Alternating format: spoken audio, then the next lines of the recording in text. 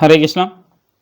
अभी रिसेंटली एक पॉडकास्ट में मैंने सुना कि एक इंसान ये कह रहा था कि ये जो हम भगवान को घर में रखते हैं गोपाल जी और भोग लगाते हैं, तो ये कहीं किसी शास्त्र में नहीं लिखा और किसी मतलब भगवान ने कहीं भी नहीं कहा ये ऐसा करने के लिए। और ये सब जो हम खाना खाते खिलाते हैं ये हम प्रेतों को खिला रहे हैं, तो इससे अच्छा तो हम किसी गरीब को दे दें ये खाना।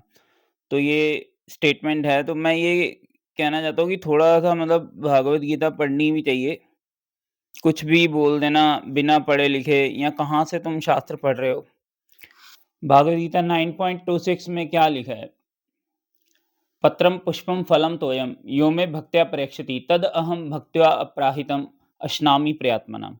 ये जो श्लोक है 9.26 भागवत गीता का, इसमें भगवान ये कह रहे हैं कि यदि कोई प्योर कॉन्शियसनेस से मुझे ऑफर करता है, एक पुष्प या फल या एक पत्र या फिर पानी, अगर कोई मुझे प्यार से प्योर कॉन्शियसनेस में ऑफर करता है, तो मैं डिलाइटफुली उसको स्वीकार करता हूँ।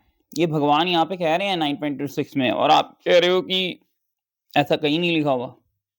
और आपको भागवतम में भी मिल जाएगा वर्णन। तो आई थिंक पढ़ना चाहिए, और अगर नहीं पढ़ना ही नहीं है तो फिर बोलने की ज़रूरत ही नहीं है। स्टडी करना बहुत इम्पोर्टेंट है।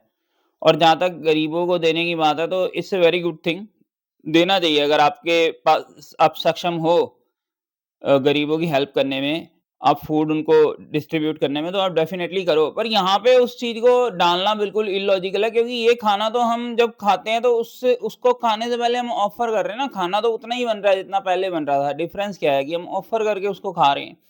तो इसमें ये गरीबों वाला जो क्वेश्चन लाया गया है, ये बिल्कुल इलॉजिकल ऑन द प्लेस है। यहाँ पे इसका कोई लॉजिक नहीं है। क्योंकि दान तो सभी अपने अपने उसमें सक्षमता में करते ही हैं।